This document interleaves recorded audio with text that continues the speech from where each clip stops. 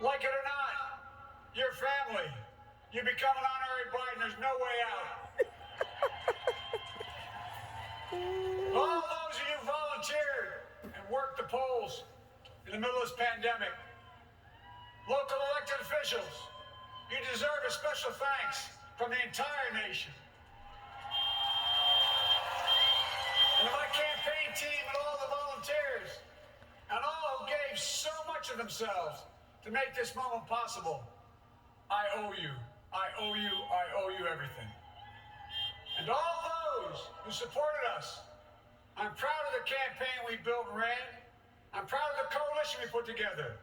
The broadest and most diverse coalition in history. Democrats, Republicans, Independents, progressives, moderates, conservatives, young, old, urban, suburban, rural, gay, straight, transgender, white, Latino, Asian, Native American. I mean it, especially those moments, and especially those moments where this campaign was at its lowest ebb. The African-American community stood up again for me. You've always had my back, and I'll have yours. I said at the outset, I wanted to represent this campaign to represent and look like America. We've done that. Now that's what I want the administration to look like and act like. For all those of you who voted for President Trump, I understand the disappointment tonight.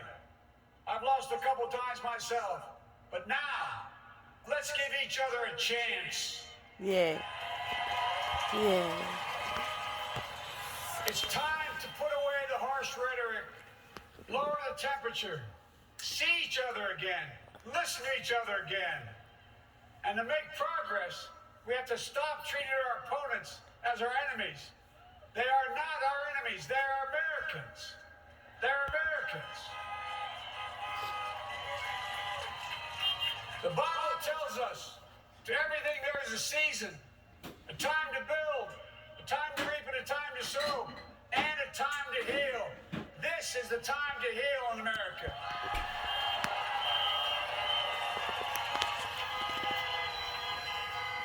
Now this campaign is over.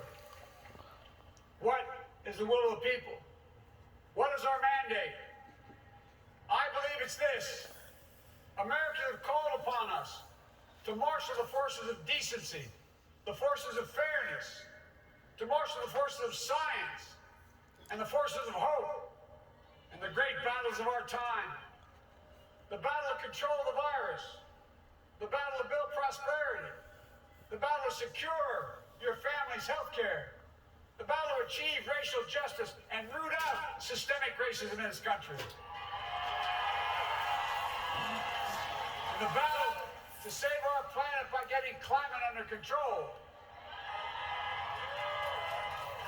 The battle to restore decency, defend democracy, and give everybody in this country a fair shot. That's all they're asking for, a fair shot.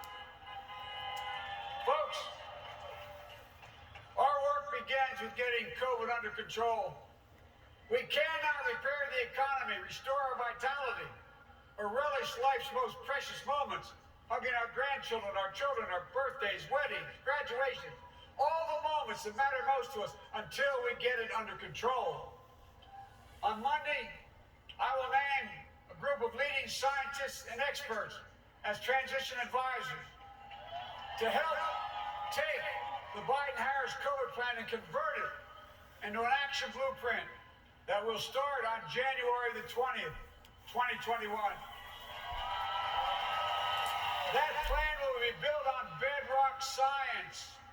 It will be constructed out of compassion, empathy, and concern. I will spare no effort, none, or any commitment to turn around this pandemic. Folks, I'm a proud Democrat, but I will govern as an American president. I'll work as hard for those who didn't vote for me as those who did. Let this grim era of demonization in America begin to end here and now. Go ahead. Go ahead, Biden. Talk to him. Talk to Refusal him. of Democrats and Republicans to cooperate with one another. It's not some mysterious force beyond our control. It's a decision. It's a choice we decision. make. And if we can decide not to cooperate, then we can decide to cooperate. And I believe that this is part of the mandate given to us from the American people. They want us to cooperate in their interest. And that's the choice I'll make. And I'll call on Congress, Democrats and Republicans alike, to make that choice with me. The American story is about slow yet steadily widening the opportunities in America. And make no mistake, too many dreams have been deferred for too long. We must make the promise of the country real for everybody, no matter their race, their ethnicity, their faith, their identity, or their disability. Folks, America has always been shaped by inflection points, by moments in time where we've made hard decisions about who we are and what we want to be. Lincoln in 1860, coming to save the Union. FDR in 1932, promising a beleaguered country a new deal.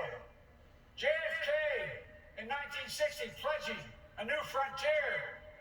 And 12 years ago, when Barack Obama made history, he told us, yes, we can. Well, folks, we stand at an inflection point. We have an opportunity to defeat despair, to build a nation of prosperity and purpose. We can do it. I know we can. I've long talked about the battle for the soul of America. We must restore the soul of America. Our nation is shaped by the constant battle between our better angels and our darkest impulses. And what presidents say in this battle matters. It's time for our better angels to prevail. Tonight, the whole world is watching America. And I believe at our best, America is a beacon for the globe. We will not leave, we will